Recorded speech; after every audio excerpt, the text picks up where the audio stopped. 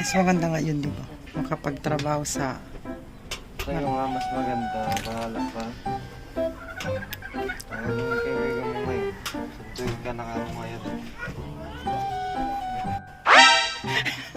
Yun. It's a prank. Alam ko naman magagalit kapag ano eh. Sa abroad na yun. Yung maiiwan naman yun. It's a ayun guys.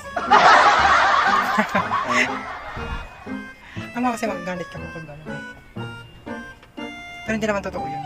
Prank lang yun guys. Kasi alam ko magagalit talaga siya. Kapag yung mga ganun abroad. Ayaw niya talaga yung kasi malayo. Kasi ba mag-upload doon? Hindi naman kita iiwan. Sabi mo lang kanina. Nakabidyo lang yun. Wala kasang magawa kanina eh. Ay tulog pa siya guys. Kaya yun. Pero yan guys, successful prank guys.